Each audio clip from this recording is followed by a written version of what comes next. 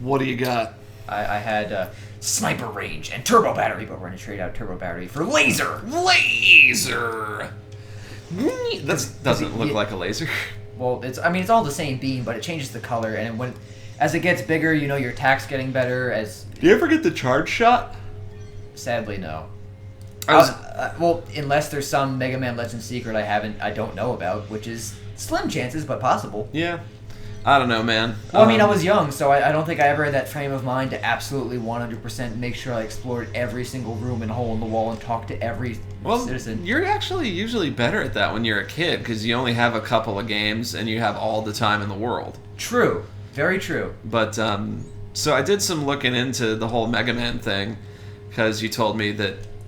Yeah, he's Mega Man Volnut. Yeah, I was going to say, his last name is Volnut.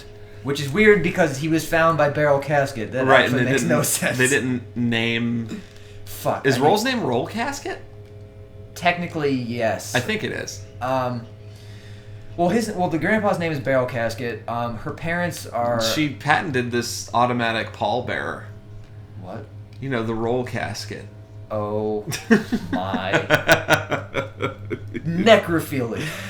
Okay. No, I'm sorry. That's wrong. Isn't this in Japan? Isn't it called Rockman Dash? I think. Maybe, I don't know. Oh, and you were right. There was Mega Man 64 that was a port. Yeah. I checked. I verified that. So Brett's right again. Right. And I can't go further I'm there. told that the graphics are better, but since the cartridge has less... Actually, the graphics are not better. They were mad about that because it's a better system. They just straight up ported it and didn't do anything to enhance it. And apparently the dialogue is horribly compressed. Ooh. When on here, it's like CD quality because it's a disc. Yeah. Huh. Super cool. Glad I dodged that bullet. Oh, jeez. I wonder how the controls work with the 64 controller, because the Nintendo 64 controller is one of the most interesting controllers I've ever used. Yeah, and it's certainly good at a lot of things and comfortable. I don't feel like it handles Mega Man well. I don't think I've played it, but from the way I'm playing it right now, I don't feel like it'd do well. Yeah.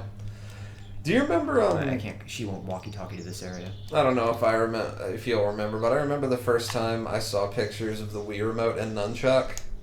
I was like, this isn't ever gonna work. What the hell is Nintendo thinking? I still think it's dumb. All of their controllers have been weird from the 64 on. But isn't that basic? Oh yeah, 64, GameCube, Wii. Yeah. The GameCube had that little vestigial limb with the C-stick on it. Although I like the GameCube controller. I like it. It's extremely comfortable. Yeah. I really like the shoulder buttons. They have all of that play, and then there's a very deliberate click at the bottom. The Z button seems just arbitrary, but it works for what you need it for. Yeah, and I find it weird they only gave it one extra shoulder button. Yeah. The Z button. Yeah. One of my favorite things about... Oh yeah, we found their secret base. No, keep talking. They're not important.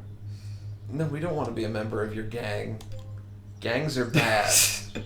Let me tell you about the meeting we're having next week in the cafeteria with the Gang Resistance Education and Training Group. Or short for... If you were reading at that blazing light speed... You shorten it, it's great. Because that's a real thing. Oh. I'm suddenly less interested. It's a garbage pail. Let's blow it up. Real kids do that for real fun. You're right. I blew up a toilet in a halfway house on a golf course with an M80 once. I'm sorry. Say that again and then tell me the story, because I want to hear it. I blew up a toilet on a golf course halfway house with an M80 once. Or maybe it was water dynamite. Must have been water dynamite. So, Okay. I grew up with 3-4 friends on the block, because that's how it works when you're a kid. You play with the people who live around you, no matter how your social status or interests line up. That's who you hang out with. Yeah, like that one rich kid Jimmy whose house you went over to. Exactly, Jimmy was there, and I think he's the one who actually blew up the toilet. But it was Jimmy and who we've talked about before, David, who was a couple years older than us. He's kind of a redneck. And then Brandon, who was our age, and he was a jock. Which is funny at that age, because we all knew he was a jock, but he wasn't a dick to us, and he wasn't really a dick to anybody. He just played sports. Okay. But Anyway, one of them had fireworks because 4th of July. And this would happen every year with us. We would just, like, Yay! have a blast. Oh my god, she actually made something. Yeah, cannon kit was used to make the Power Buster, which is my favorite. Okay, very cool. And I think the Bloom Bear parts are used to make Machine Buster. Does it, like, fire extra fast? Yeah, it's a machine gun. That's pretty cool. Spring Spins used to make the jump springs! Oh, shit! Now I can go all the way back into that... Oh, god damn it.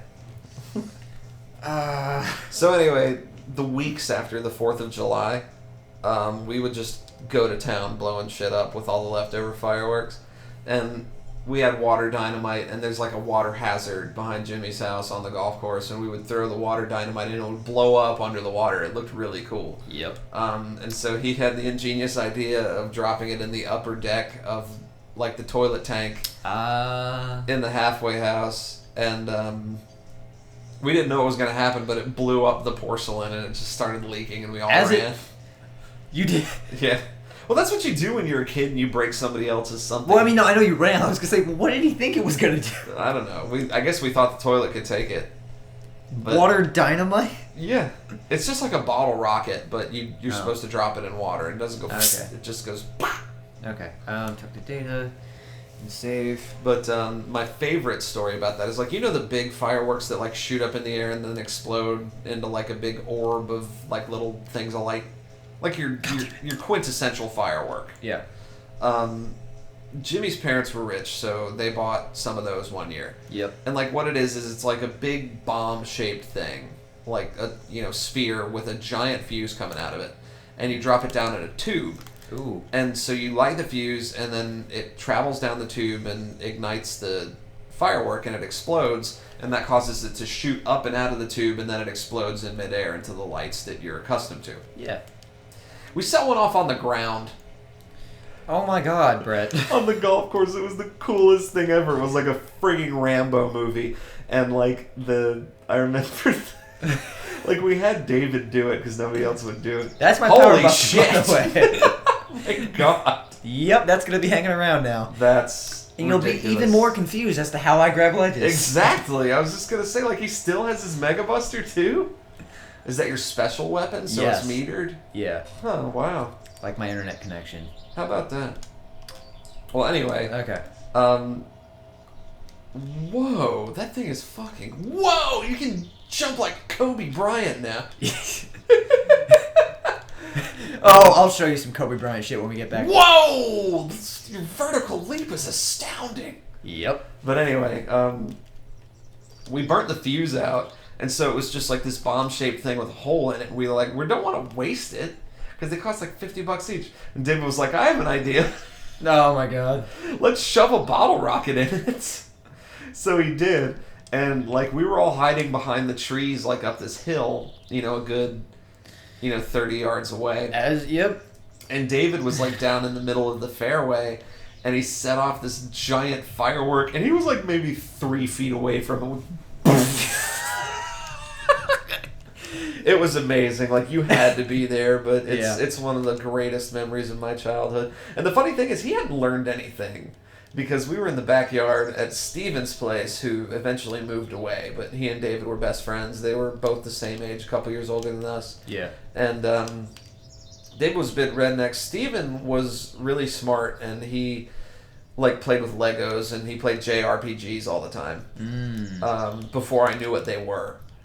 Anyway, but we were in the backyard at Steven's house, or maybe it was after Jack moved into Steven's house, who we didn't like very much, but he had a bottle rocket, and the fuse had pretty much burnt out. Like, it was like super short. Oh no. And he blew it up in his hand. No, you always got it. Fucking. So, I mean, at least bottle rockets would hurt, but they won't take chunks of your flesh out. It didn't blow his finger off or anything. So, on the next episode of Brett's Play, I'm going to keep watching Michael do stuff. Yeah. Woo. Yeah.